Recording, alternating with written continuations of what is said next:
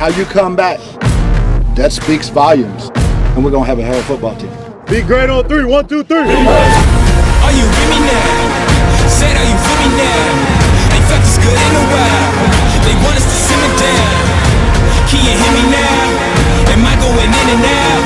I stop and just look around to see if you're with me now. Tell me, are you with me now? Ready to put it down. Start at the bottom, already forgot them, but they won't forgive me now. You really ain't ready now. You haters just in the crowd, but still I just look around. Are you with me now? Are you with me now? Whoa. This is the Big Nasty. Yeah, Big Nasty Hall of Fame Tampa Bay Buccaneer fan, baby. This is Mike Allstott, Tampa Bay Buccaneers, and you're listening to the Cannon Fire Podcast. Cannon Fire Podcast, brother. You ain't listening, and you're missing out. Woo!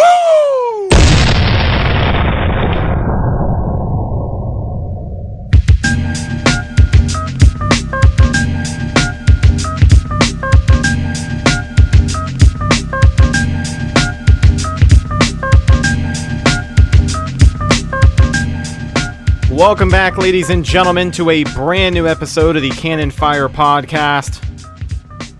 Coming at you today with episode 62. And we were about halfway through training camp.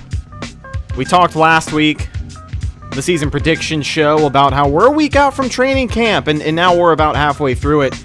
And we've got a lot of good things to say about it. So we'll get into those here shortly, but welcome back to the show for a brand new episode. If you're new around here, I am your host, Rhett. Joined alongside me, as always, my good buddy and co-host, Mr. Bucks Football, Evan. And Evan, how are you doing today, my man? Pretty good. Well, yeah. Do you consider like training camp to be the things before the preseason? Like once the preseason starts, do you still consider it training camp? Not really. I think preseason comes around, you get your first look at like in-game action against other teams, you know, guys that you don't see in the building on a regular basis, guys you don't run into in the locker room. So there's definitely a different element to playing a game in the preseason than training camp. But I like to believe we're halfway through training camp, right? Yeah, because when you said that, I was like, wait a minute. I'm like, if you're counting preseason games, haven't even played a preseason game yet, I'm like, you're nowhere near halfway through training camp. I get that. I guess the argument could be made, but I consider training camp up until the preseason. After that, it's just practice. But you can call it whatever you want to. Basically, what it means at the end of the day is that the Bucs are in the building day in and day out, and they're practicing. Actually, one week from today, we were recording this Friday, August 2nd. 1 week from today, Friday, August 9th, the Bucs will be in Pittsburgh taking on the Steelers. Absolutely, man. And we've got some announcements about that game towards the end of the show, but we'll get to those when we do. But yeah, I mean, the Hall of Fame game was on last night. Falcons quarterback Matt Schaub finished with like -2 yards, I think. It was nice to see the Falcons play from behind, and they weren't able to get it done with Dirk Cutter on their sideline. So that really did put a smile on my face. But football's back, Evan. Football is back. It's here. It is. And I just want all of it in my veins because it's the most exciting time of the year. And I'll be honest with you, I don't know what to expect out of this season. Like going into it, it's easy to look back. Like I was listening back to our season prediction show, but I'm not going to lie. I genuinely don't know what to expect because this isn't Dirk Cutter's team anymore. It's just not. It's a much different time and a much different team headed forward, so I have no idea what to expect. But no, I don't think there's any middle ground. This is either going to be very bad or it's going to be very good. Yeah, it's going to be something. But we're going to break down everything that we've seen from training camp up until this point today. I was able to get out to training camp a few days ago, July 30th. We got the video up on our YouTube channel if you want to check that out.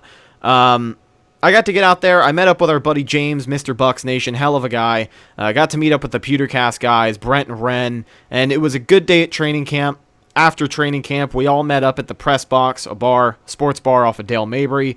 We had some chicken wings, and we recorded an episode of Ren's Training Camp Journal. So that is actually uploaded now. It's the RTJ number 3 with, like I said, myself, Ren Dax, Brent Allen, and James, Mr. Bucks Nation. Make sure you go check that out if you want to hear about our day at training camp. If not, it's all good. You can stay here and listen to us. But one of the biggest things that I took away from that training camp, BA and his staff run a tight ship. They really do. Like, it is a system. It's a much different tone to any type of practice we've seen in years past. You know, no music, no distractions, unless you count hundreds to thousands of fans. I heard Brent say, I listened to the show, the training camp journal, and I heard Brent say that he didn't hear a curse word. So did you hear a curse word at all? I heard one subtle, get your ass back in the huddle. And I think it was from Todd Bowles. But I didn't hear anything that would warrant some earplugs. So the point that he made, I was a little disappointed, but at the same time, we didn't hear everything. We weren't in earshot most of the time, so there could have been some words exchanged that we didn't entirely catch on to. But it was pretty tame from, I think, what we would see on a game day. I can only imagine someone on the sidelines getting torn up on game day. On game day, they don't even. I mean, they might not even be angry and just throwing everything out there. So yeah, really. But going back to what I said about this environment, one of the biggest things I noticed was just this environment as a whole. Like, there's a lot of coaching going on. You think about years past where there's loud music at training camp, there's distractions, there's fans everywhere. Granted, you're going to have fans everywhere this year, but there's a lot going on. And I think there's more room for guys to, maybe between reps when they're not necessarily supposed to be paying attention, they're bobbing their heads, listening to music, having a good time. There is none of that out there. Yeah. All the guys who were standing on the sideline were either getting water or standing there ready to jump in at any moment, because that's something else we saw. First and second team offense and defense, they were switching back and forth periodically throughout the day. And they're utilizing those two fields. So you kind of have two different practices going on. It does get kind of hard to follow, which is something else that Brent had brought up in that episode. But it was definitely an interesting experience, and the fact that it was all business, it makes it feel like everything done has a purpose to it. And, I mean, that just left me with a really, really good feeling. Well, you're seeing with two different coaching staffs, you're seeing two different philosophies here, basically. Dirk Cutter's staff would mostly try to teach in the film room, would mostly, you'd go out and practice, obviously, and all the practices are filmed. And then they'd go back and review it then, and that's when they would coach, Yeah. Bruce Arians' staff wants to coach on the field now and a little bit in the film room. So in the film room, they might not be doing as much actual coaching as they are because they're doing so much on the field now.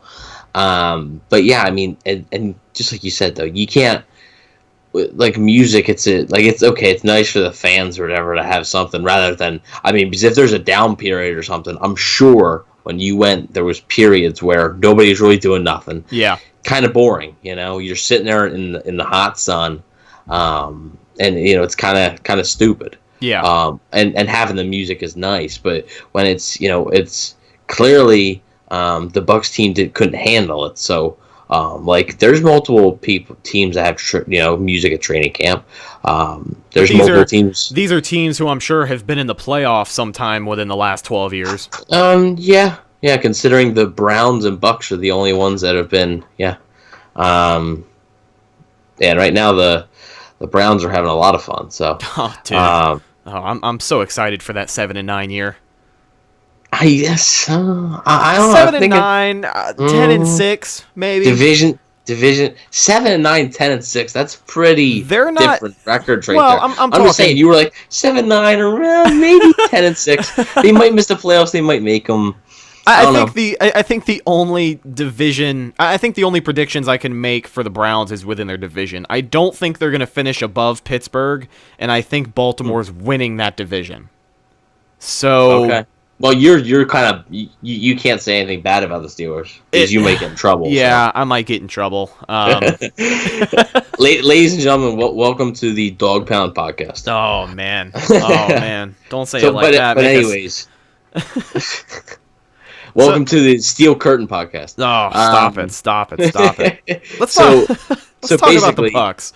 what my point is that like there's teams that have ping pong tables and basketball hoops in the locker room and stuff.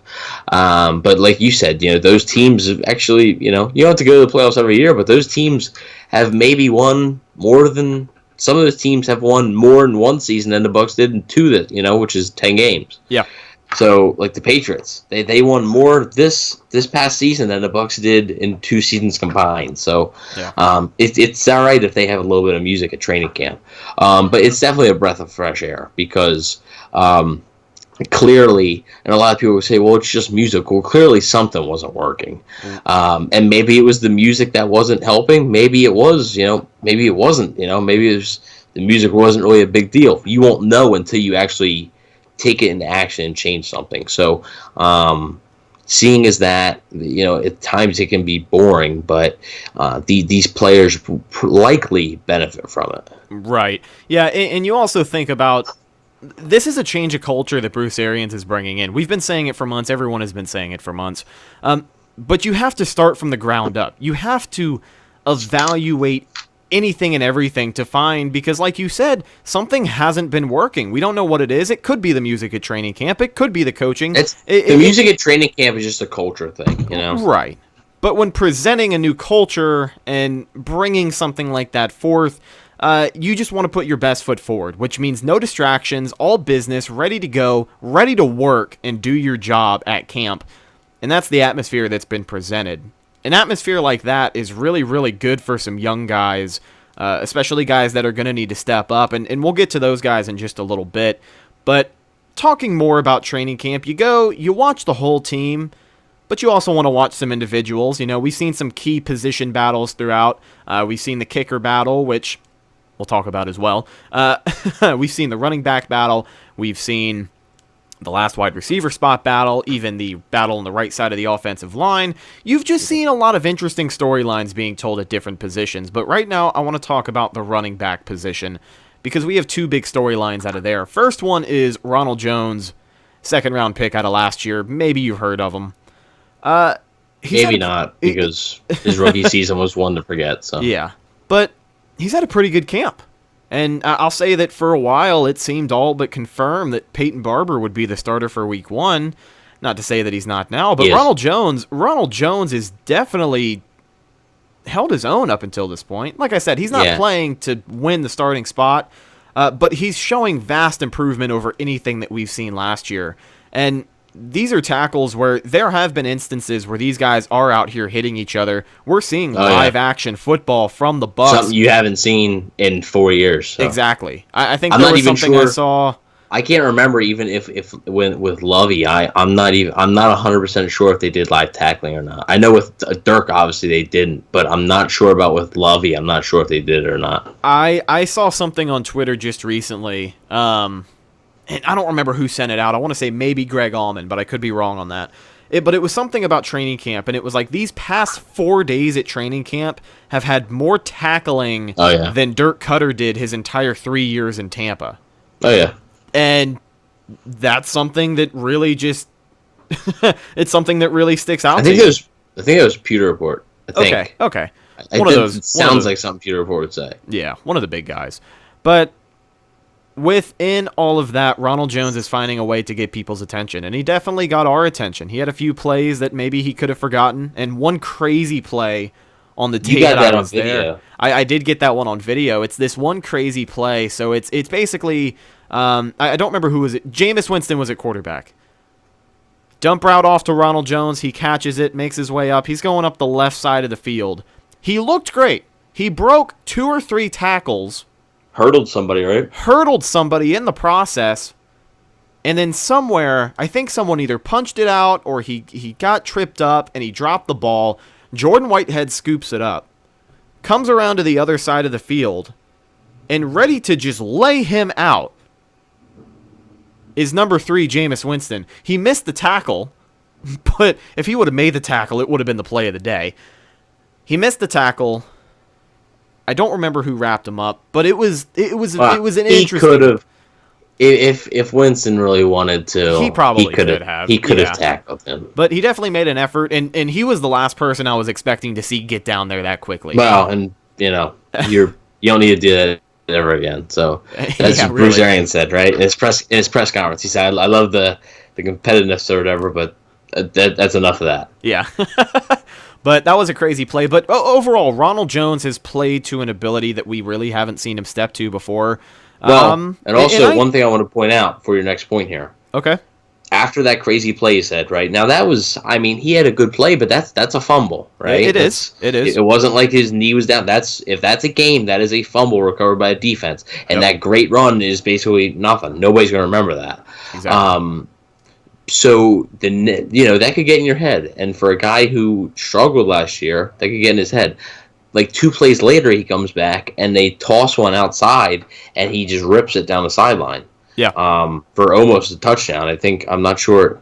It might have been MJ Stewart, I think, was the one. I think it was MJ Stewart, because it was Devin White and MJ Stewart were right behind him. Yeah. Yeah, and I saw everybody like, oh, Devin White's getting burnt. He didn't have a whole lot to do with that play. Two things. Yeah, one, he didn't. Two, I understand he's a fast linebacker, but he's not faster than Ronald Jones. Yeah. Like, I understand. Like, you got to realize this dude's still a linebacker, and that's a running back. So the running back's going to be faster. So Ronald Jones, I mean, basically what I'm trying to say is he's had a great camp. He's continuing to impress. Do you think, depending on the preseason he could potentially play well enough to shake things up at some point in the season? At some point, yeah, not week 1. Like, this team just has too much faith in Peyton Barber. And honestly, Barber's had a quiet camp. It's been a solid camp. He hasn't been bad, especially pass blocking wise. Barber has been close to Barber has been close to elite when it comes to like that safety coming off the edge, and Barber has to just bump him. Like he's been really good at that. And that's a bonus. That's something that honestly Ronald Jones probably isn't going to be the best at. He's playing to make a name for himself in free agency at the end of the year, that's for sure. Yeah, I mean, big year for Peyton Barber, contract year basically. So, absolutely, it's either he stays in Tampa or goes somewhere else if he's productive.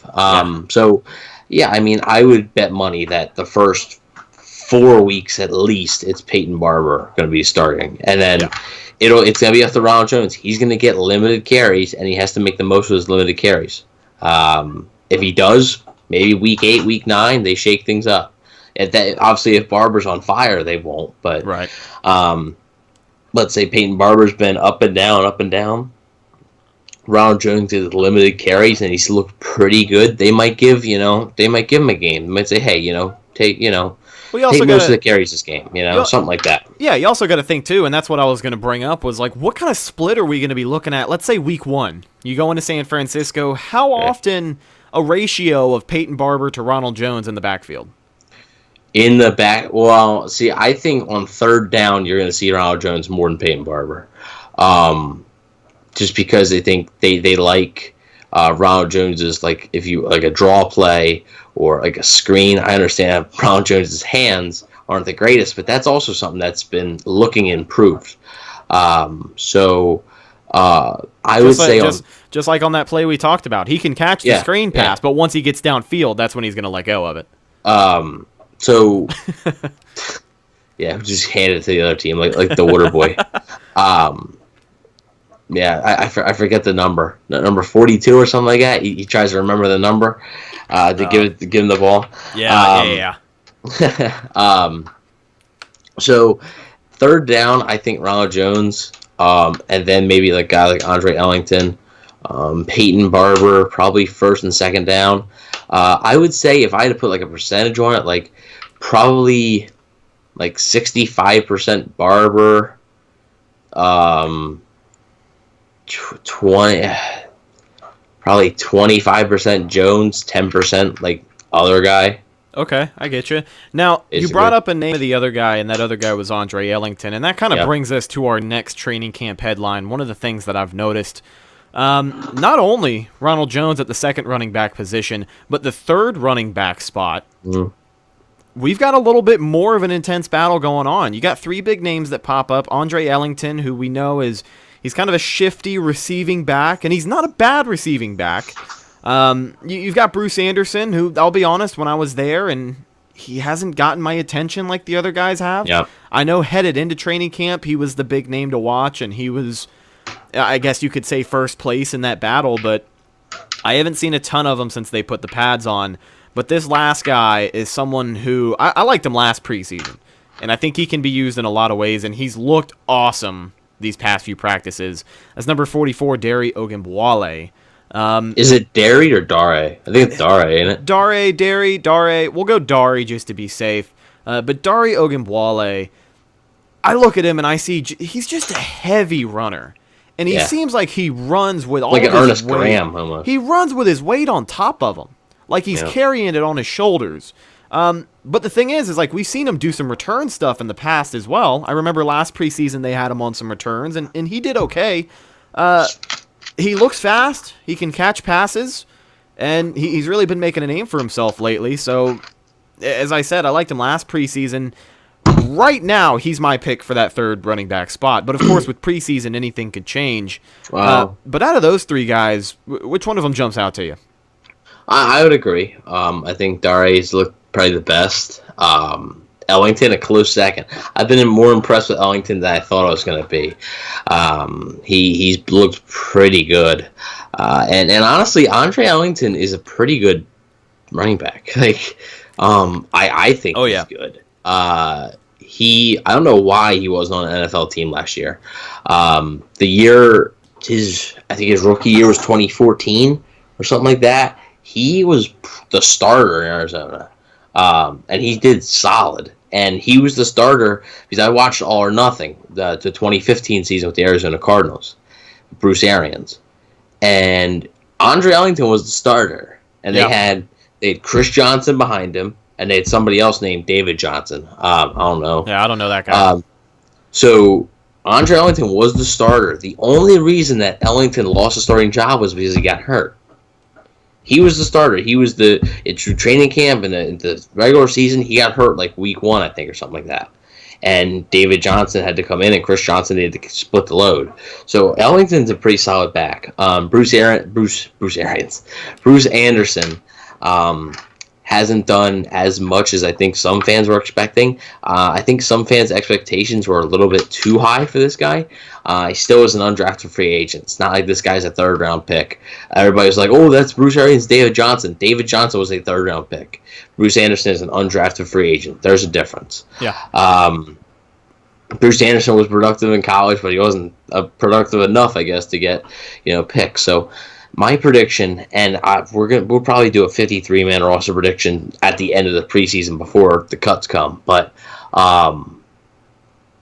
my prediction is that they're going to carry 4 running backs. It's going to be Peyton Barber, Ronald Jones, Dari Ogunbowale, Andre Ellington, and they're going to put Bruce Anderson on the practice squad. That's what I think will happen. Hey, I think it's a fair enough assumption, but at the end of the day, it's always good news to hear that you have an intense battle going on between these guys because, like you said, Competition's always good. Andre Ellington, he is a proven starter. He's a solid back. Bruce Anderson hasn't been super productive yet, but Dari Ogunbowale, he's a guy who is kind of stuck around the Bucs for a little bit. Ironically enough, he's been there like 2.5 years or so. Like he's been there longer than some people think. I don't even know if he's practice squad eligible. So I don't think if they wanted to keep Bruce Anderson, I'm not sure if they could put Dari on there or not. Ironically enough, though, Dari dated one of my coworkers. I won't say who, but I kind of had that weird connection with him for a little while. I don't think they date anymore, but oh well, kind of cool to know.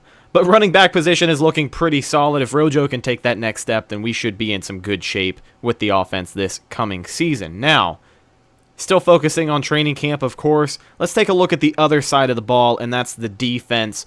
Evan, I don't know about you, dude, but this defense is finally looking legitimate.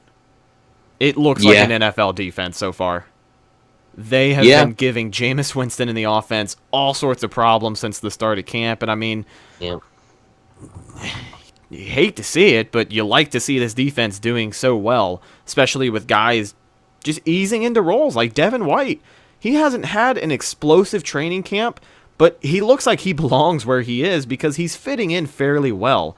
And a collaborative effort between him and some pass rushers, they've definitely made some plays. I think one of the biggest plays that popped out from yesterday's practice, I think Devin White was sent on a blitz, and it left Vita Vea basically completely unblocked one-on-one with the quarterback. I saw that video.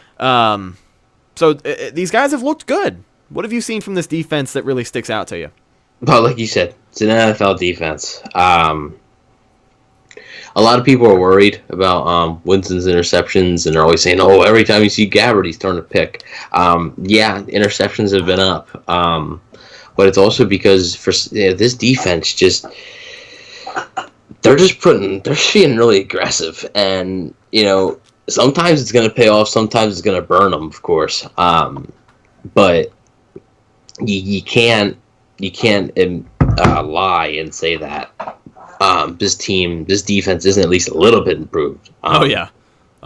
I'm not sure. I mean, like I said, losing JPP is a bigger deal than a lot of people think. A lot of people, I am legitimately concerned about where the pass rush is going to come from. A lot of people just think, oh yeah, Carl Nassib, Shaq Barrett, Noah Spence. Okay, Shaq Barrett's been up and down. Noah Spence has looked decent, but that's happened before. Carl Nassib is probably good for at least 5.5, 6 sacks, but I don't know.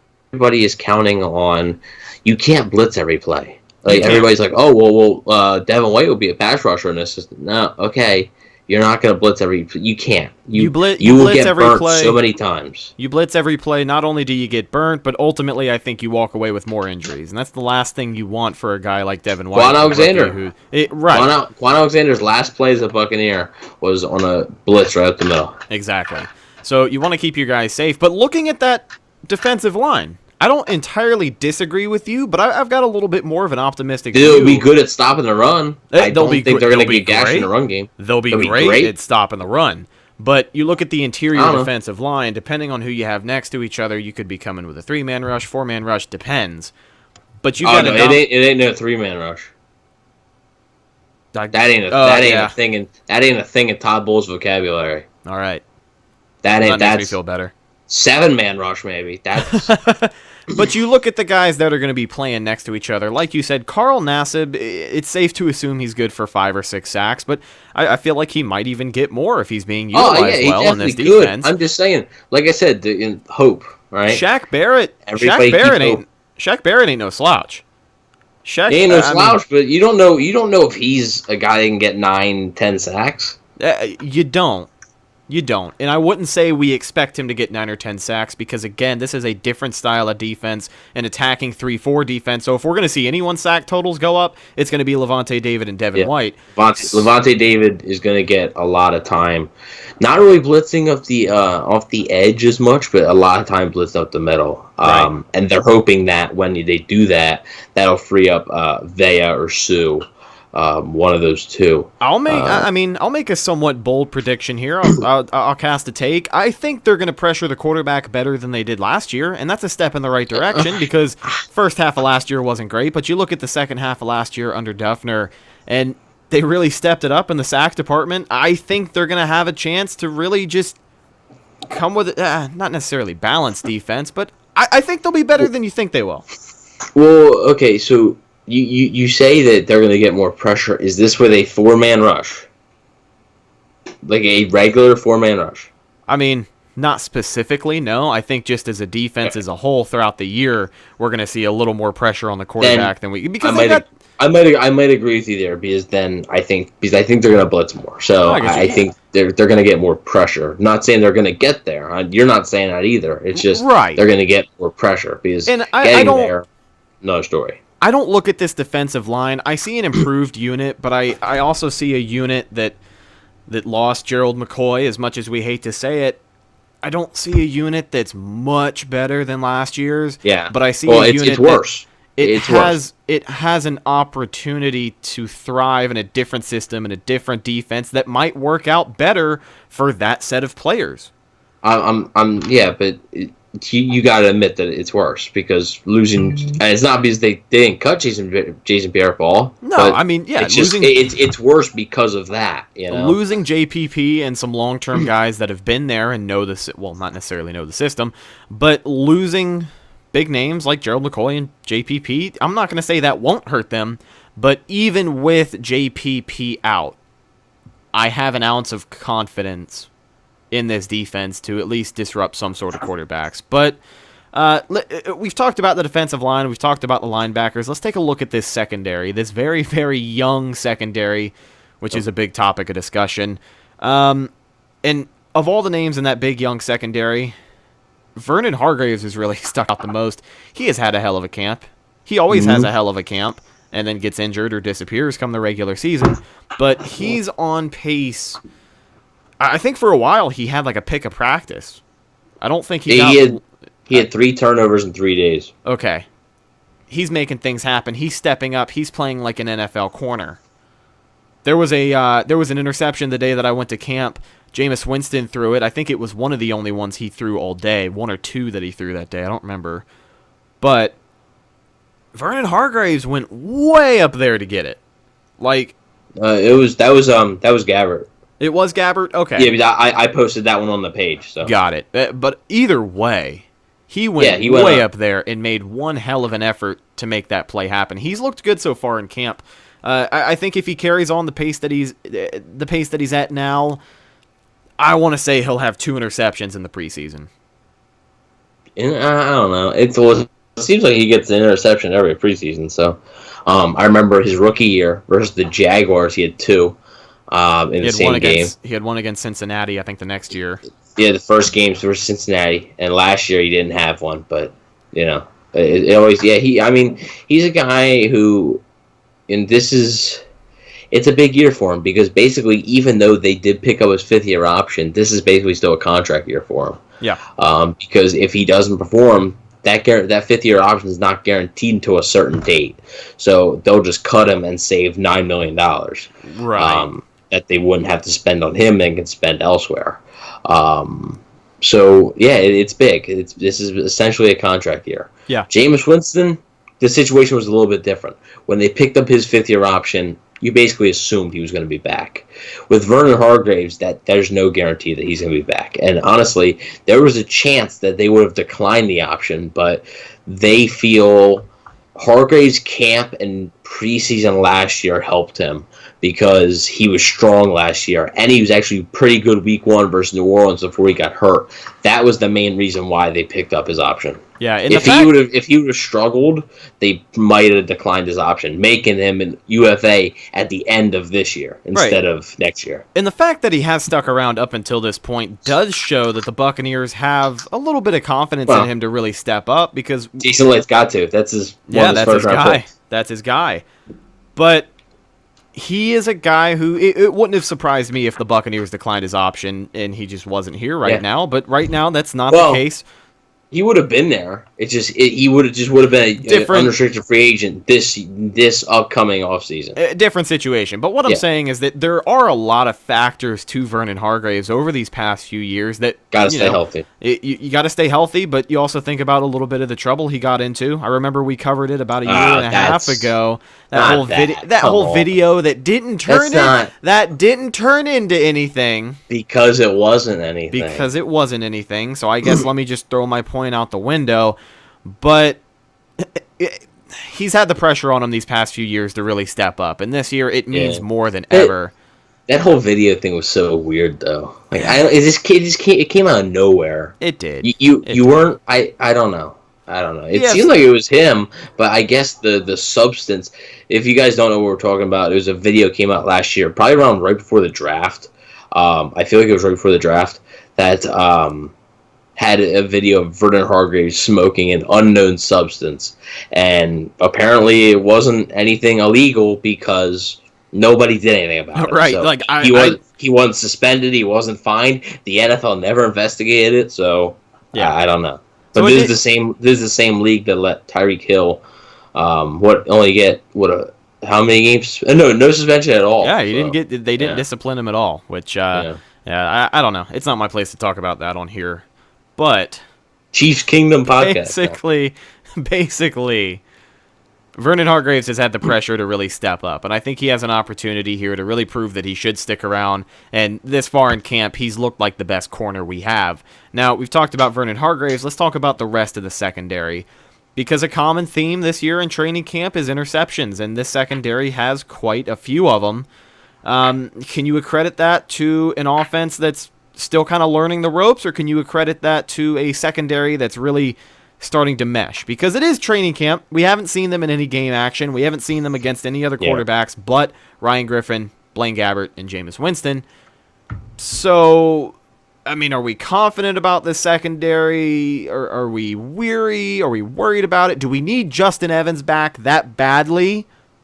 Because we need him back, don't get me wrong, but I feel like he's not going to be ready by week 1.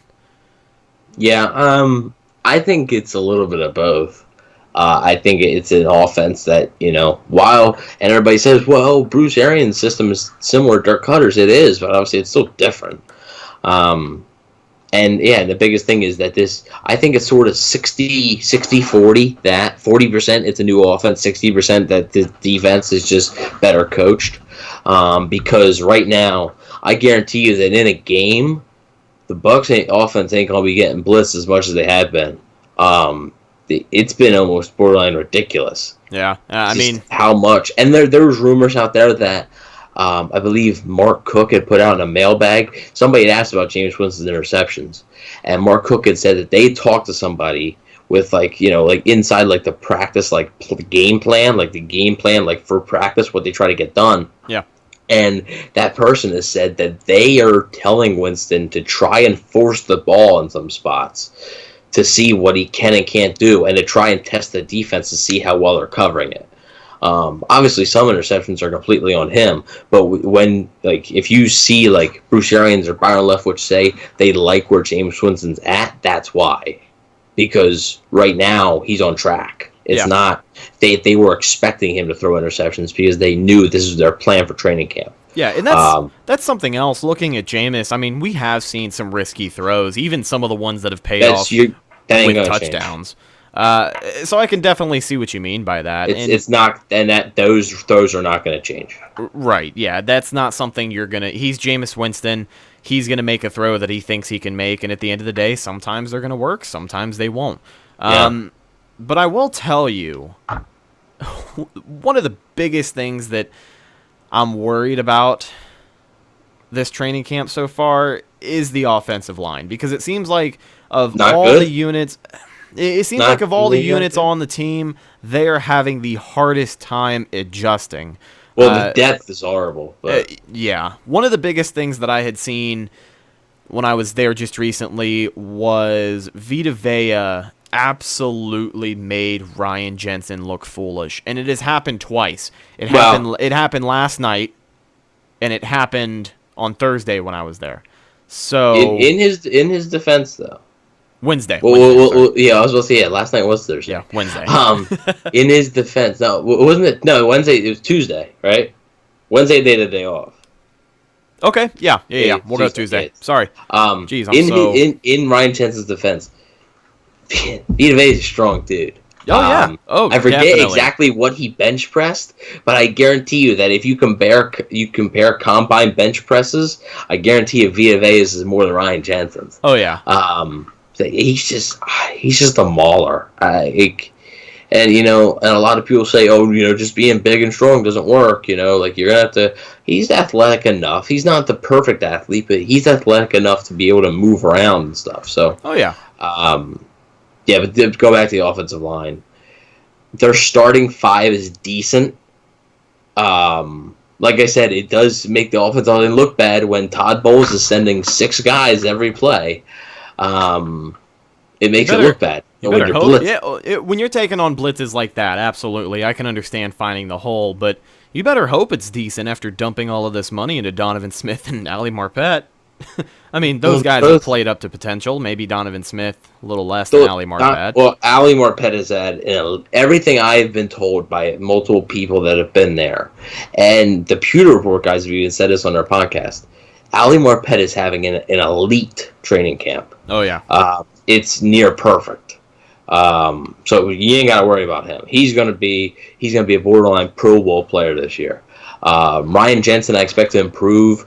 DeMar Dotson, I worry about DeMar Dotson's longevity. Donovan Smith, while you may not say that he's not the greatest, he doesn't miss games. He doesn't miss games. He's very consistent.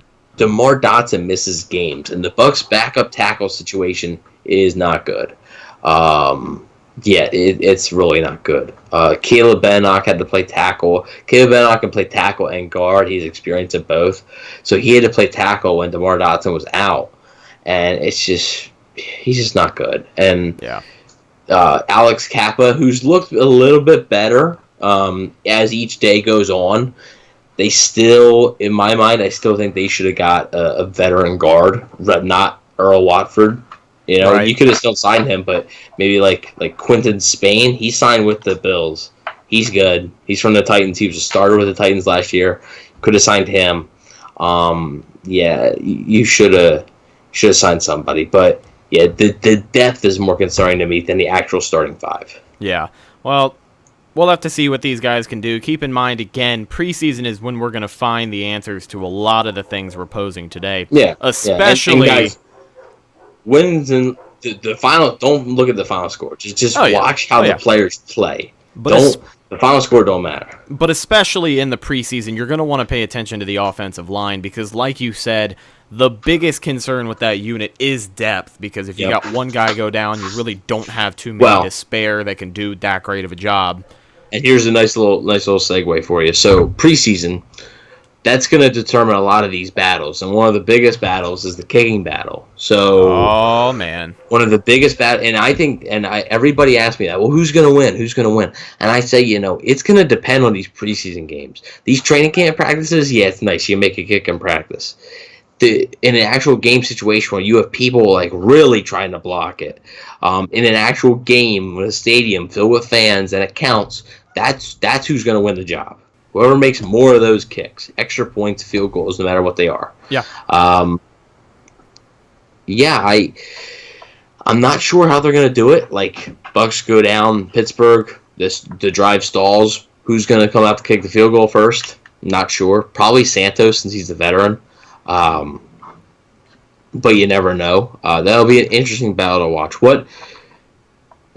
How do you think they're going to do it? Do you think they're going to do Santos, Gay, Santos, Gay, Gay, Santos, something like that? Like, because it all depends. If the Bucks don't score a point in the preseason, what are you going to do? I can only imagine. I think if they're going to try anything with Gay, it truly depends on the distance. And I only say that because what's been proven to me so far from this kicking battle is that Matt Gay, he can hook the distance a little better than Cairo Santos can. He's a stronger leg than Santos. He is a much stronger leg. So I think if we're looking at a field goal and the Buccaneers are 40 yards out, maybe it's a toss-up. But I think if you're looking at 45 plus, they're going to give Matt Gay that opportunity because they just believe in him. I think. But I think they also want to see Santos hit one. Oh, yeah, they definitely they're not going to say, oh, it's 51, let's send Gay out there. Oh, this one's 50, let's send Gay out there. They might do 51, all right, send Gay out there. 50, all right, well, Gay made his, so let's see if Santos can make his. But I think if we're looking at like straight PATs, I think it'll be just like you said. They'll bring out Santos for one, Gay for the other one, and they'll just kind of go back and forth to whoever is up in whatever position they're in. But that's an interesting battle as well because for a while, they were neck and neck. And then the day that I was there, Cairo Santos missed a few that he probably shouldn't have, and I think he hiccuped. But yeah, he did. And then kind of where they're at now. Matt Gay missed 2 yesterday, but I think they were both from either. The two numbers that are standing out in my head are 52 or 56. One of those. From the same distance. I want to say 52. It's from the same distance, so I think he was 6 for 8 or something like that from the same distance. It's definitely interesting. And but for the first 4 days or whatever, they both only missed like one kick. Yeah. Like, Jesus. And that's why they were so neck and neck for a long time. But I'll tell you this, too. We talked about it earlier. Any competition is good competition. So the fact that we have two kickers who are kicking well enough to, arguably earn that top spot, that's pretty cool to see. And I don't want to say... Go ahead. I don't want to say what we're all thinking, but you know what I'm thinking. I'm not going to say it because I don't want to jinx us here. But the kicking situation looks okay between them right now. I'm excited to see who wins the job. Well, yeah, like you said with competition, that was apparently, and there's multiple sources on this, that was Jason Light. Jason Light didn't regret picking Roberto Aguayo. Jason Light regretted not getting competition. Huh? I said, yeah, he'll say that. No, I don't think. I mean, obviously now, but. His biggest regret, this was before Roberto Aguayo was even cut, so this was his second training camp coming in. His biggest, and they signed Nick Folk for competition. Jason Light's biggest regret with Aguayo was that his rookie year, he never gave Aguayo competition. They had a kicker in there that was he just kicked a few kicks. In games, he didn't really kick. It was all Aguayo, and there was nobody to push Aguayo at all. Right. It was, if Aguayo missed a kick, oh well, you missed a kick. You're still the only guy we got, so that's okay. that was one of Light's biggest regrets, that he didn't sign a veteran that same offseason to compete with him. The next year, he did, and the veteran ended up beating him out because Aguayo just folded. So maybe Aguayo wouldn't even have made it out of the first training camp if they had competition. Who knows? But storyline is competition's always good. That should be the title for this show. Absolutely. Competition is always, because that's what we've been talking about. The third running back spot, the cornerbacks. There's safety. There's been some pretty good plays at safety. Whether it's the fifth wide receiver spot, who Justin Watson and Bobo Wilson have looked good. Scotty Miller's been starting to pick it up too. I think Justin Watson is a lock. Just a quick little thing here. I think Justin Watson, he's been having one of the best camps out of anybody. And then that final spot, I think they're only going to carry five receivers. So that final spot, they're going to go to Bobo Wilson or Scotty Miller. If it goes to Bobo, they'll probably try to put Miller on the practice squad.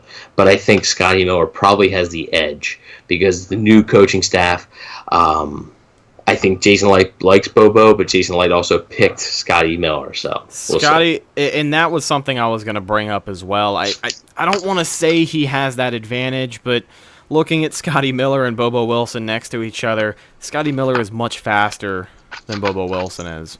Oh yeah, Scotty Miller's a burner. He's the fastest receiver they have. Yeah, him and Brashard Perryman are the two fastest receivers. And I imagine with the preseason coming up, maybe we'll see Justin Watson or Scotty Miller step into a returner role. Because they like to play around with their returners in the preseason. Yeah, that's the time to experiment. If you want to experiment in anything, do it then, right? Yeah, definitely. The preseason has a bunch of wacky plays, including a kick six, right? We've all seen that from Adam Humphries last year. Oh, that was awesome. It always seems like every preseason there's it's mostly with the Bucs too. There's a wacky play that never happens in the regular season. Right, but it just happens in the preseason. But if it did, it'd be on SportsCenter for a week straight. Yeah, but since it's in the preseason, it was on SportsCenter for a day. It probably was the number one play on top 10. Yeah. But after that was it. Yeah, you won't see the NFL posting about it on Instagram. Probably the number one play. Probably the number one play of the preseason. But it's the preseason, so yeah. It's weird. So, taking a look at training camp as a whole, this is definitely an improved unit. There's some areas that still need some work, some question marks headed into the preseason, but like we said, that's where everything's going to get figured out. First game is a week from today against Pittsburgh. I will be in that stadium, sitting a few rows back behind the Buccaneers bench, and it's going to be a great time. Let's look at training camp as a whole so far. I think the biggest thing that we've seen comparing this to other years, coaching matters. Coaching matters, Evan. What we're seeing on display so far is everyone out there just getting coached up. Guys being talked to who wouldn't normally get an opportunity to be talked to and coached up. It's all about making sure everyone gets their reps and making sure these guys are as informed as possible about the changes that are being made, because this is a changing team. New defense, adjusted offense. They're going to want to learn, and they're put in an environment to learn. Like we said before, training camp has been all business from the get-go. So it's the best environment for these young guys to be in. And I'm excited about it going forward. I truly think we're going to see a different identity Tampa Bay Buccaneers team this year. It might not be an 11-12 win identity. Not yet. I hope not. I don't want to do that smoothie. Not yet. But maybe we'll see them win more than 5 games, which I believe they will. I think it's pretty safe. Yeah. If you guys want to know our full predictions, make sure you check out our last episode. That is our season prediction show. Pretty evergreen up until the preseason starts. Got some great analysis there. And actually, shout out to Johnny Dean at Bucks Report, he put out an article responding to our season predictions.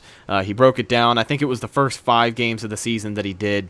But at the end of the day, whether he agrees with us or not, the fact that people are paying enough attention to put something out there like that is great to see. So thank you, Johnny, and shout out to the guys at Bucks Report. But, Evan, before we move on to some fan questions that we have, what are your overall thoughts on training camp thus far? I mean, I think the defense has surprised me a little bit. I didn't really see them as doing as good as they have been. It's been a little bit surprising. Quarterback's got to step up. Offense as a whole has to step up. This offense has been rattled. I'm not sure.